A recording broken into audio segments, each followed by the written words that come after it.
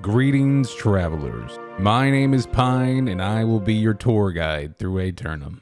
Welcome to my complete overlook of New World. Everything that you need to know to get started on your adventures through Aeternum. First things first, what is New World? New World is an MMORPG created by Amazon Game Studios. The title is set to release on September 28th of 2021. But if you're watching this video now, you're probably about to check out the open beta from September 9th through the 12th. New World is PC only. It is a one-time purchase of $40 and there will be no subscription fee. Now, let's begin. Our adventure starts with us getting shipwrecked and marooning on a nearby island. There was no time to waste. This island was full of corruption and secrets beyond the mortal reach. Welcome to Aeternum, the home of all of your travels. We must now defend these lands from those who seek to destroy it. Of course, with every adventure, it always starts with you. The character creation screen is pretty diverse, giving you many options to customize your character. It is worth mentioning that once you create your character, it is permanent. You will not be able to change the look of your character model. The only way you will be able to change your appearance is through armor or through cosmetics. Of course, you'll have to choose a fitting name for your adventure. From what I understand, the names are region-based and not server-based, which means that there will only be one Pine in North America.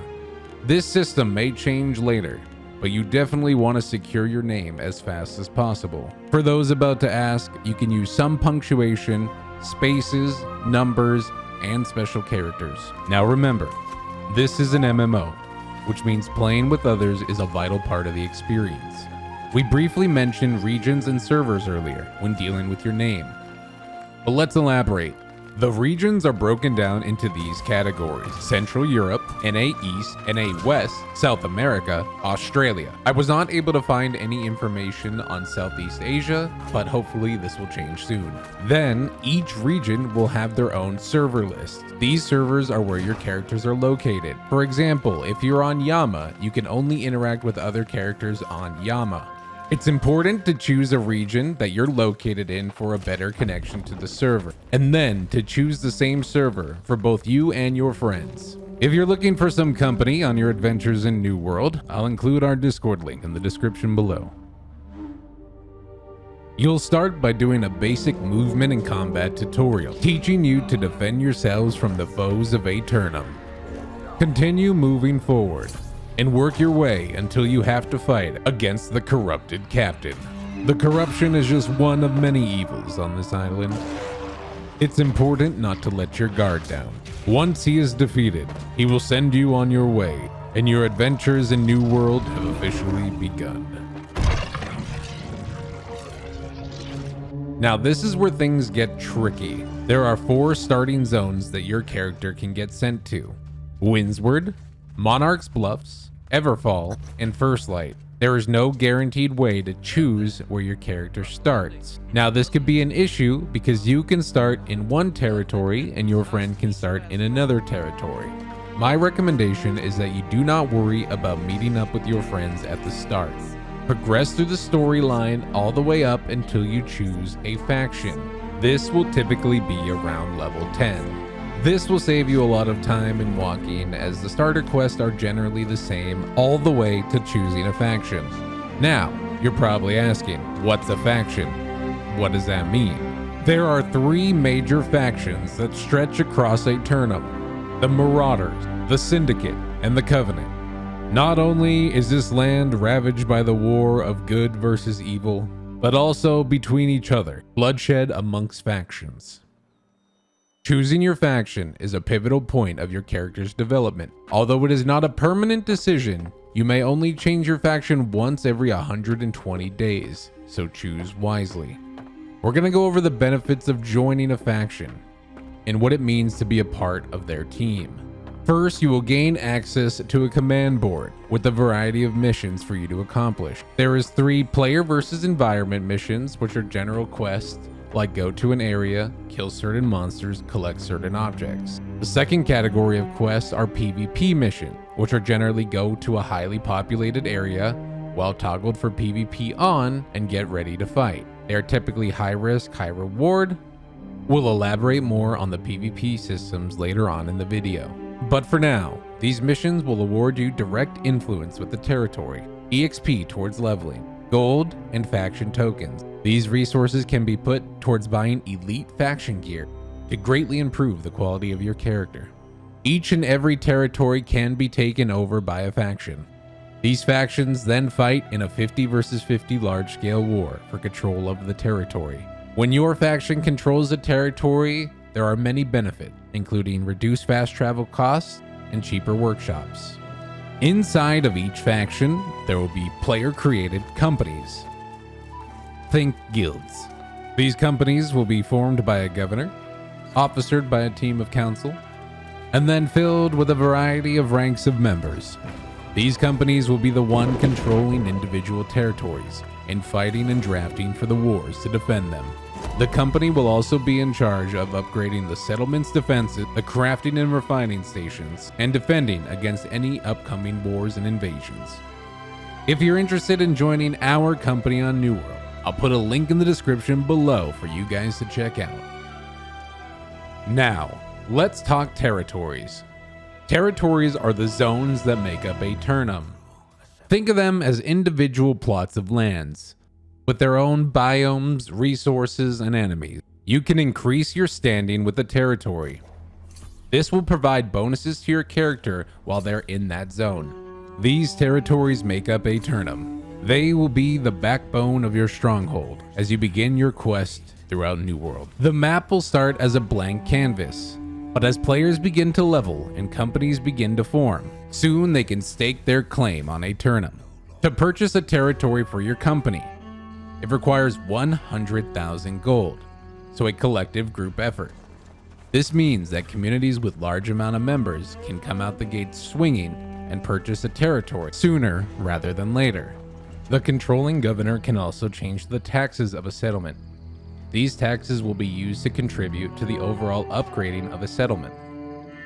This will provide benefits to everyone on that faction, even if they're not on the company, including a reduced fast travel cost. But being first to a territory isn't always the best. Other companies and factions can declare war, and it's up to you to defend and upgrade your territory. Each territory has a settlement and a fort. A settlement is where the day-to-day life is held, where you can do your trading, your crafting, group up with your friends, and find missions to tackle. Throughout these settlements, there are various crafting and refining stations, a player-driven economy through the trading post, where you can list and buy items for sale. Settlements also include a storage shed. This storage shed is used to hold all of your excess inventory. The storage shed is specific to that town. Leave items in one settlement and go to another, you cannot access those items unless your faction controls both Settlement A and Settlement B. There is a small fee and you can transfer your items. The fort is where all political battles happen. It is where you go to declare war on another company and where the battlefield is held to defend your territory. Capturing a fort is important for your entire faction. You must make sure you have PvP enabled. To do so, you can press the default keybind U while in a settlement or a sanctuary. You must then travel to the fort with your comrades. If you have more bodies at the fort than the controlling faction, you will slowly convert it to your control. Each fort on the map provides its own unique global buff to all members of the controlling faction. Some of these buffs are increased EXP, reduced cost on travel time, increased resources from gathering, and reducing the weight of items in your inventory. It is absolutely worth it to control some key forts on the map to provide benefits to everyone under your faction. It is much more beneficial to level in a territory that your faction owns. There are even more benefits for leveling in a territory that your company owns. We've mentioned it before a few times in this video, but let's talk PvP, or player versus player combat. PvP is a core component of New World, although you can completely live your experience without it. There are multiple ways to PvP in this game. Starting things off, we have open world combat. While in a sanctuary or rested area, you can toggle or opt into PvP by pressing U. Then, when you leave a safe zone, a timer will begin, and at the expiration, you will be flagged for PvP combat, meaning that other players who are also flagged can attack you freely. Toggling PvP on does provide a 5% EXP boost. Another form of PvP combat is duels. Not only does New World have the typical 1v1 type duel, but there's also a duel in which your group can challenge another group. Then we have two instance forms of PvP combat: Outpost Rush and Wars. Outpost Rush is a 20 versus 20 game mode in which you have to control various points on the map, gather resources, and be the first to a certain score limit to claim victory. War is the backbone of New World and changes the territories and map as we know it. This is a 50 versus 50 large-scale war in which players go head-to-head in combat, either attacking a fort or defending it. If the attacking team captures the 3 rally points, breaks through the fortress, and claims the flag in the center, they will claim the fort and the territory for their faction.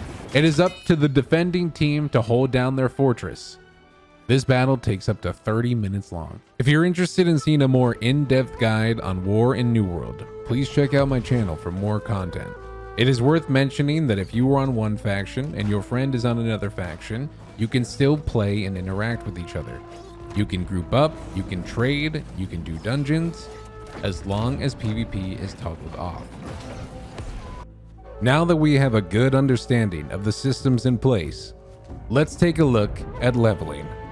Your leveling experience will start at 1 and will cap out at 60. There are many ways to earn EXP, from slaying monsters, to gathering material, to completing quests, to completing projects for the town, to doing your faction missions, fighting back against the corruption on the map, or against players from the other factions, delving into an expedition full of loot, and finally chasing after the main storyline quest. All of these will contribute to your character's progression and will shape your adventures on Aeternum.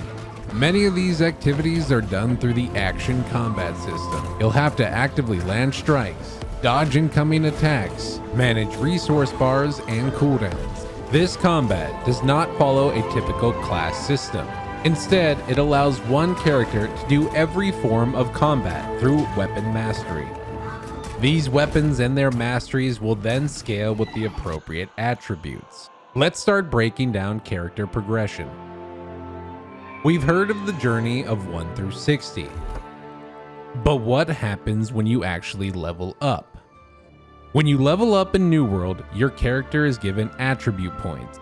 The attribute categories for New World are Strength, Dexterity, Intelligence, Focus, and Constitution.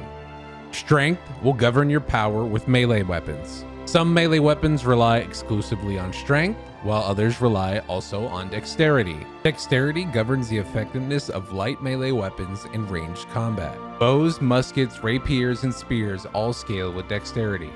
Intelligence governs your power with magical weapons, including any magical perks your weapons might have. That means that both the Fire Staff and the Ice Gauntlet scale directly with it. It's worth noting that the Rapier also scales with Intelligence. Focus increases your mana regeneration and reduces your cooldown. This is also the stat that you want to go for healing and using the Life Staff weapon.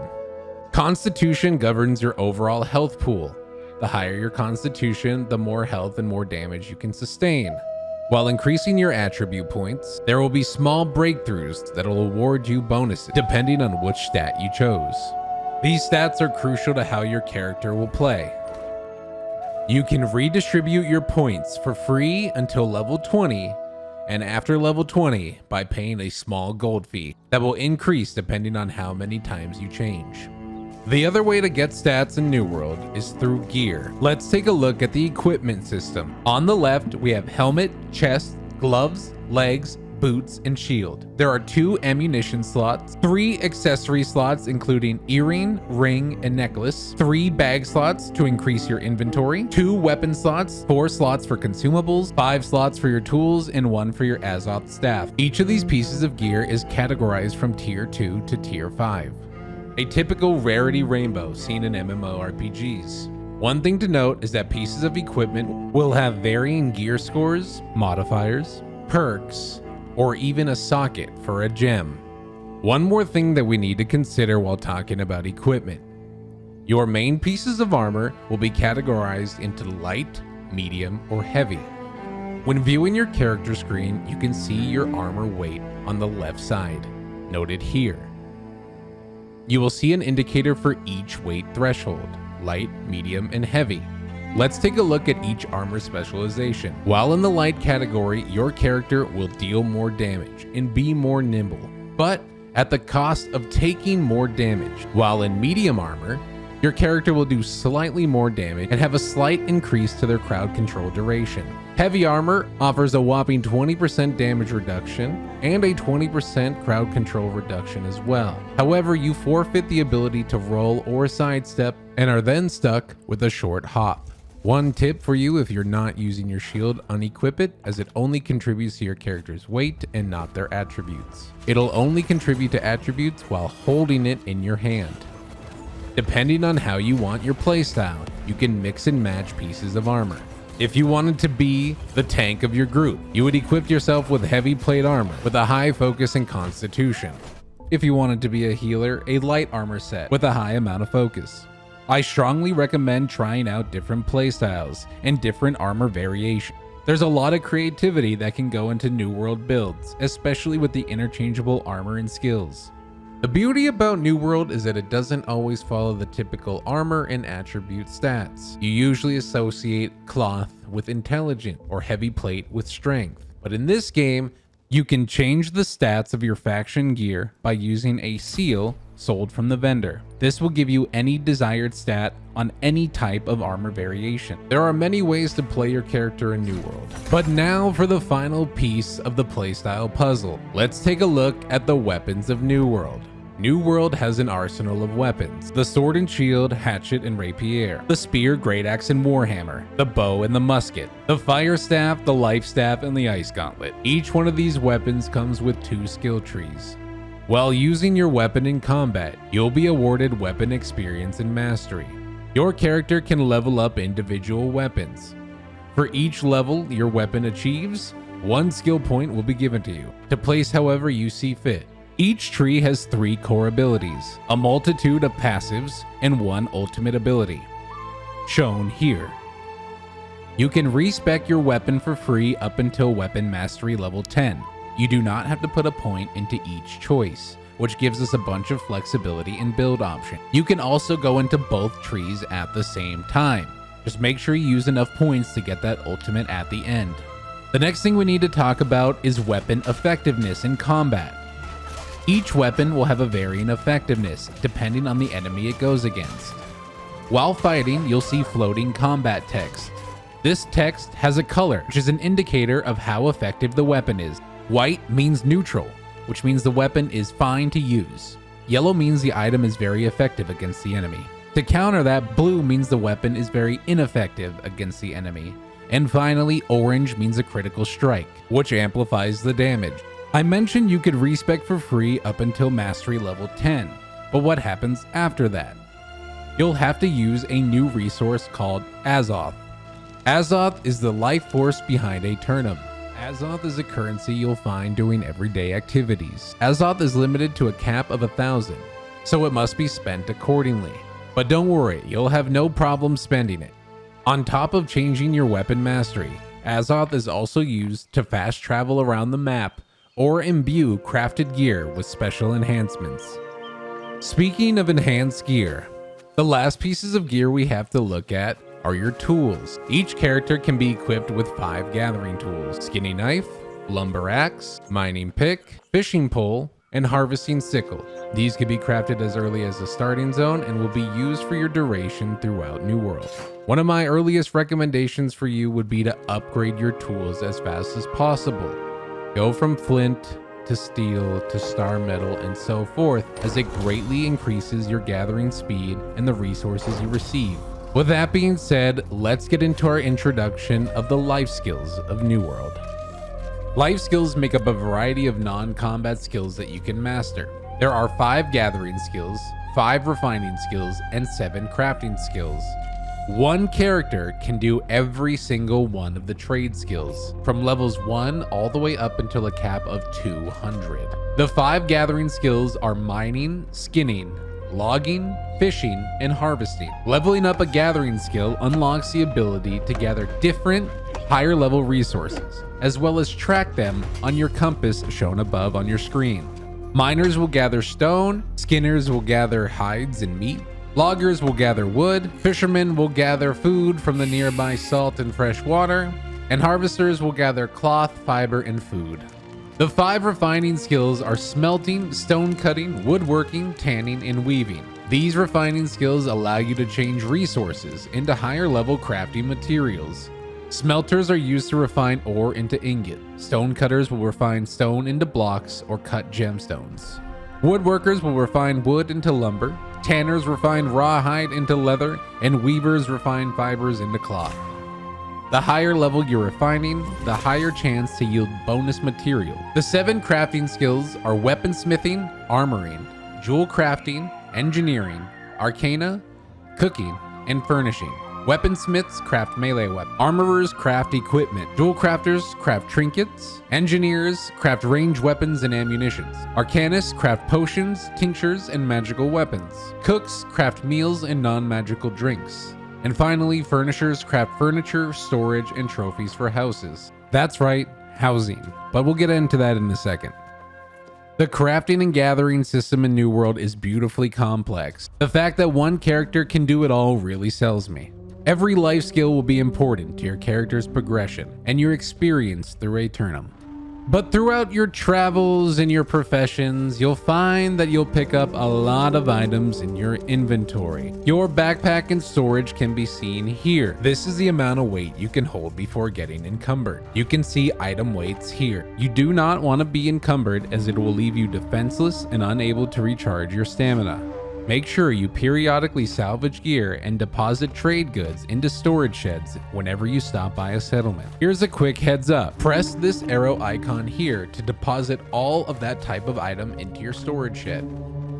Now it's time to go out and actually travel. When you play New World, you're gonna find that you walk a lot. The beauty of the world is that it's designed to distract you. You'll find a new encampment or a rare resource to gather. Maybe you'll stumble upon a powerful foe, or go to tackle a 5-man expedition filled with loot and powerful bosses. There are a few ways to travel quickly around the map. The first being an inn. Every settlement will have an inn that your character can check into. You may recall to this inn from anywhere in the world, however, it'll put it on a timed cooldown. This is very useful because it is free fast travel. What do I mean by free? The other way to fast travel in this game is through spirit shrines. Every territory will have spirit shrines located throughout the zone, in the settlement and at key locations. If you are at a settlement or a spirit shrine, you can fast travel to another spirit shrine as long as you have been to that location before. However, this version of fast travel costs Azoth, which we talked about before. There are 2 things to consider when fast traveling with Azoth. The price of Azoth will increase based on how much you're holding in your inventory, as well as how far of a distance it is. You can see your inventory indicator here, shown by this backpack icon. When this ring is filled up, you'll become encumbered and unable to move.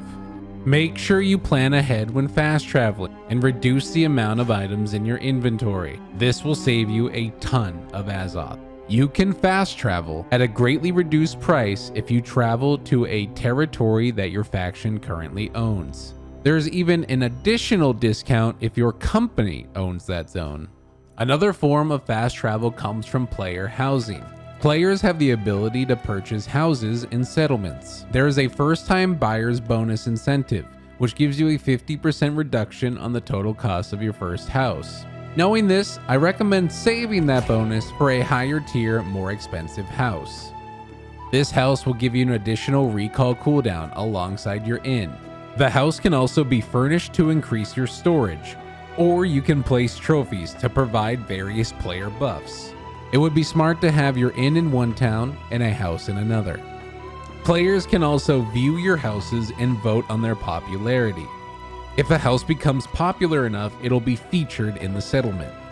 And now finally, with all that traveling done, you've probably noticed the corruption filling the lands. Endgame player versus environment combat comes in 3 forms. Expeditions, whether open world or instant. These areas are filled with elite creatures that tend to be stronger, faster, and drop better loot. Some of these dungeons are in the open world, which means you and your friends can group up and go there on your own. Some are held behind an expedition portal, in which you'll need to craft a key to access. These keys are crafted through stonecutters or given to you from various quest rewards. On the surface, you'll also see the corruption breaking through. Scattered around your map, you'll find corrupted invasions. These need to be cleared out with a party of other players, as they tend to be filled with elite mobs. Clearing the corruption with your staff will reward you with EXP, gear, and valuable Azoth. Another form of endgame content comes from invasions. When the corruption band together to attack a settlement, the invasion happens in waves, in which the players must defend the settlement with their lives. I'll have a more advanced video showing off invasions and all their systems later on this week. But for now, just imagine surviving against a horde and everything is going wrong. Finally, the last 2 forms of PvE combat comes in arenas and world bosses. Arenas are instance combat in which you spawn in one powerful enemy. The enemy must be defeated within the time limit to receive your reward. Arenas may only be entered in with a crafted key, thus making them special. World bosses can be found around the map, powerful foes that require a raid group. You're gonna need a lot of bodies, but the loot is absolutely worth it. Don't bite off more than you can chew though, because that will lead you to our final chapter. What happens when you die in New World? The first thing that happens is that your character will be knocked down. There will be a small window for you to be revived by another player. However, time is of the essence. If you're unable to be resuscitated, a respawn menu will flash above your screen, showing you a few options. Your inn, your house, or a nearby campfire. On top of death and time wasted, your gear, including all of your armor and tools, will take damage to their durability. If any of your equipment reaches 0 durability, it'll break and then must be repaired. You can repair gear using salvage parts. To get salvage parts, simply break down old gear or weapons by hovering over the item and pressing S and left mouse button. This will award you with a few salvage parts in gold. Then take those salvage parts to repair your broken gear. Now, of course, comes the question, how do I avoid death?